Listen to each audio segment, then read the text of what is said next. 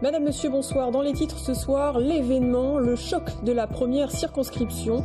Jean-Patrick Gille, Philippe Chalumeau en débat ce soir sur notre antenne, extrait dans ce journal. Un nouveau quartier à Tours-Nord, le forum Méliès devrait sortir de terre d'ici un an. Cinéma, multiplex, logement, bureaux, vous en saurez plus dans un instant. Et puis à la fin de ce journal, nous verrons quelle est la stratégie de la métropole pour attirer toujours plus d'acteurs économiques sur notre territoire. Études et ateliers de réflexion ont été menés pour améliorer la visibilité des entreprises. L'entre-deux-tours, semaine cruciale pour les candidats toujours en lice. Je vous le rappelle, en Indre-et-Loire, pour ce deuxième tour, 4 candidats en marche qualifiés, 3 les Républicains et 2 socialistes. Parmi eux, Jean-Patrick Gille, député PS, et Philippe Chalumeau, macroniste, s'opposeront sur la première circonscription. Les deux hommes se sont affrontés lors d'un débat événement aujourd'hui sur notre antenne, animé par TV Tours, France Bleu et La Nouvelle République. Parmi les thèmes abordés, la restructuration du CHU de Tours, la conception du député, l'exemplarité en politique ou encore l'état d'urgence. Je vous propose de regarder un extrait. Je souhaite incarner le renouvellement réel des usages comme des visages. Ce sera mon dernier mandat. Vous pouvez me faire confiance pour y être à fond. Évidemment, m'intéresse au premier lieu, c'est plutôt la commission santé, bien sûr, puisque je suis médecin. Je pense qu'il y a trop de médecins à la commission santé. 25 médecins simplement. Il y avait 25 médecins dans l'Assemblée nationale. Par exemple, sur les questions de démographie médicale, on n'a rien plus bougé parce qu'il y avait un front des médecins. Moi, je suis pour l'état d'urgence, dans le strict respect, évidemment, de la loi et des personnes sur les questions qui concernent la lutte contre le terrorisme. La question qui est de donner des moyens aux forces de l'ordre, on l'accuse. Non, mais je suis d'accord. Et deuxièmement, il y a la question de la justice. Il faut rétablir la justice, lui donner des moyens et rétablir l'indépendance des juges. Un débat que vous pourrez retrouver en intégralité à 19h30 et 23h. Et puis demain, jeudi, autre débat, autre choc politique, la confrontation entre Sophie Oconi, candidate UDI-LR, et Marisol Touraine, candidate socialiste, toutes deux qualifiées pour le second tour dimanche dans la 3e circonscription d'Indre-et-Loire. En bref, un incendie s'est déclaré en fin d'après-midi à l'INRA de Nouzilly, commune du Castel-Renaudet. Le feu a pris dans un dépôt qui abritait 150 à 250 tonnes de foin. L'origine de l'incendie serait due à la fermentation du foin due aux fortes chaleurs. Sur place, un important dispositif de pompiers, mais pas d'évacuation ni de blessés. Devenir métropole, c'est bien, encore faut-il être attractif en termes d'économie. Une réflexion a donc été menée par des chefs d'entreprise, le conseil départemental ou encore régional, le MEDEF et l'université Rabelais pour définir et mener une stratégie d'attractivité économique. Objectif, dépasser le label touristique de la métropole et attirer encore et toujours de nouveaux acteurs sur notre territoire. Romain Delville. Question attractivité, l'Indre-et-Loire et en son cœur la métropole sont des territoires qui savent accueillir les entreprises, pas forcément les accompagner dans leur développement. C'est un des premiers constats d'une étude sur 2 ans qui a interrogé plus de 1000 chefs d'entreprise. Aujourd'hui, le vrai frein du développement de ma société, un développement assez rapide, c'est vraiment le recrutement. Donc c'est recruter des talents. Et c'est vrai qu'aujourd'hui, l'entreprise peut attirer. Donc là, on a une vraie croissance qu'on observe aujourd'hui. On attire de plus en plus. On a une bonne notoriété en France. Cela dit, en face de ça, se retrouver à Tours, on n'a pas une couleur ou une étiquette comme à Lille de ville très étudiante, extrêmement animée. On n'a pas une couleur comme à Nantes, très digitale. Au cœur du plan d'action pour renforcer l'attractivité du territoire, l'université. Aujourd'hui, elle représente 16 bâtiments à travers la ville, du nord au sud et d'est en ouest. L'ambition sera à terme de passer de 30 000 étudiants aujourd'hui à 50 000. C'est très bien de le penser à 50 000 plutôt qu'à 40 000. 50 000, c'est un chiffre qui correspond à peu près aux grosses universités mondiales en termes de taille. Et le rêver à 50 000, c'est permettre finalement de se bâtir des ambitions communes entre une métropole, une université et puis tout son environnement socio-économique, socio-culturel, sportif. Réveiller la Touraine, dynamiser le territoire, sortir de la carte postale, Tour égale château plus vin plus Loire, tel est l'objectif marketing. Pour Serge Babary, ça passe par plus de synergie et la jouer collectif. À la Chambre de commerce, à la Chambre des métiers, à la Chambre d'agriculture, il y a des gens qui travaillent dans le développement économique. Au MEDEF, il y a des gens qui travaillent. Il y a des dizaines et des dizaines de personnes dans beaucoup d'établissements qui travaillent pour le développement économique. Il faut donc les faire travailler ensemble et non pas avoir un rôle de caporaliste qui voudrait mettre tout le monde au pas. Au contraire, conserver ce foisonnement. Une fois les constats dressés, place au plan d'action marketing, c'est la 3e phase. Il sera présenté mi-octobre à l'occasion du salon Touraine Terre de Réussite au Vinci. Manifestation hier en fin de journée à Tours du personnel hospitalier qui réclame le retrait du plan de restructuration du CHU de Tours, déclinaison locale de la loi Touraine. À la clé, la suppression de 400 postes, de 350 lits, mais également de blocs opératoires et de salles d'opération. Il s'agit de la première manifestation sous l'ère Macron, parmi les 150 personnes réunies hier place Jean Jaurès. Également du personnel de l'hôpital pour enfants en Clocheville qui à terme devrait disparaître. En bref, santé toujours, le service pneumologie du CHU de Tours s'est doté d'un capnomètre grâce à un appel aux dons lancé par la Fondation Rabelais.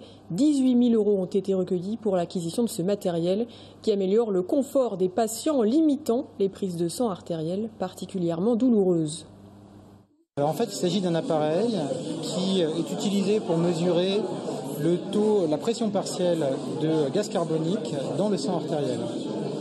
Cet appareil permet donc de remplacer les mesures qui sont faites habituellement dans le sang lui-même et qui nécessitent donc de faire une prise de sang au niveau des artères.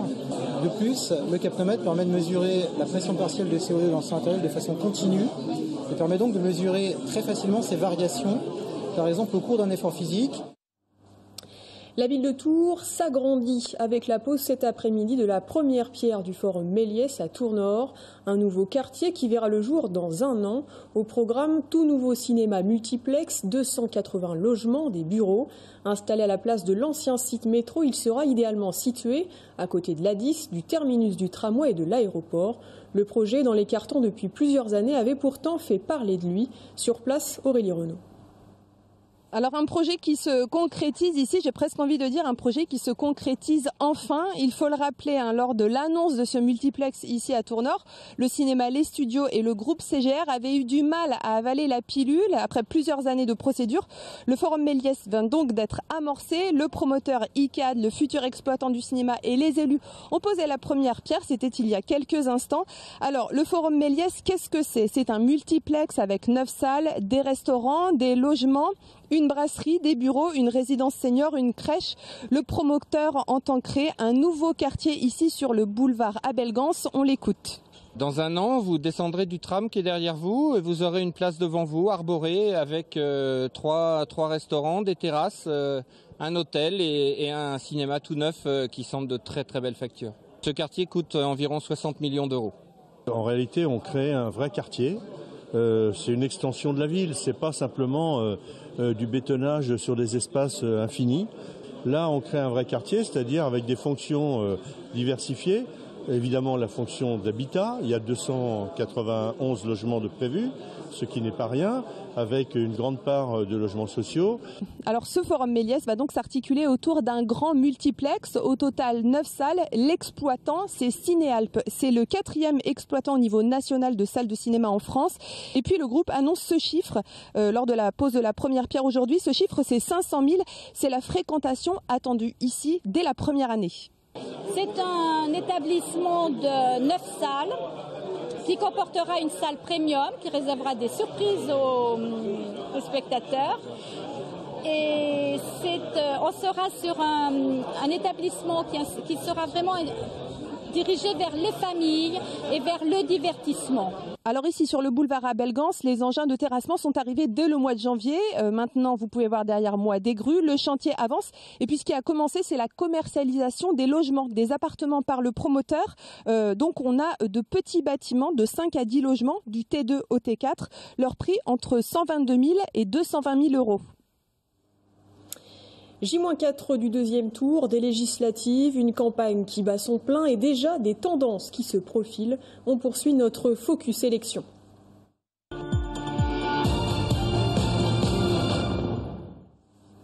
Et zoom ce soir sur la 5e circonscription où la candidate En Marche a fait le plus gros score d'Indre-et-Loire, près de 40%. En face, Fabrice Boisgard, premier adjoint de Saint-Cyr, candidat Les Républicains, n'a lui pas dépassé les 20%. Un désaveu pour le fidèle lieutenant de Philippe Briand. Sur des terres toujours bien ancrées à droite, l'européenne Sabine Tillet, quant à elle, entend bien surfer sur la vague Macron et faire souffler un vent de renouveau dans le paysage politique. Séphora Namani. Dans le Bourgueillois aujourd'hui, opération proximité pour la candidate En Marche. En tête du scrutin dimanche dernier, Sabine Tillet s'affiche sereine. Malgré tout, la candidate l'affirme, rien n'est encore joué. Il faut continuer une campagne de terrain active, se présenter, pousser des portes, recueillir les doléances des commerçants pour mieux comprendre les problématiques dans la 5e circonscription. En tant que chef d'entreprise, elle joue la carte de la société civile. Je n'ai pas du tout envie d'être dans une quelconque stratégie politique. Ça se dit peut-être pas, mais j'ai tout simplement envie de rester moi-même et d'apporter éventuellement un plus de par ce que j'ai vécu. Celui qui veut avoir des renseignements, il sait à qui et où s'adresser et de se faire une image soi-même. Je veux dire, aller chercher par une stratégie l'électeur, je trouve que ces temps-là, pour moi, personnellement, ils sont dépassés. Pour son concurrent Fabrice Boisgard, aujourd'hui, c'est visite d'entreprise à fondette. À 4 jours du second tour, le candidat des Républicains accélère la campagne, arrivé seulement en 2e position avec 2 fois moins de voix que son adversaire. L'adjoint au maire de Saint-Cyr-sur-Loire doit récupérer son électorat de droite. Alors cet après-midi, avec le chef d'entreprise, il est question d'économie, de liberté d'entreprendre et d'innovation. Sa carte à lui, l'implantation dans la vie politique. Aujourd'hui, ma complémentarité aussi se développe au double titre. La ruralité d'une part, et la métropole d'autre part. C'est, je dirais, un copartage des possibilités qui sont offertes. Je pense que le rôle du député, c'est d'être aussi attaché à son territoire, de venir voir les acteurs, d'y rencontrer régulièrement et de s'enrichir, et parfois aussi répondre aux attentes, notamment en termes de financement, de cofinancement et de développement. 2 identités, 2 programmes, 2 écoles, les électeurs trancheront dimanche prochain. Dans quelques minutes, on reste sur de la politique avec notre invité Hervé Novelli, candidat Les Républicains, qualifié pour le second tour dans la 4e circonscription. Arrivé 2e, loin derrière la candidate de La République En Marche, il entend bien mobiliser ses électeurs et surtout les abstentionnistes pour signer son grand retour en politique. Restez avec nous, à tout de suite.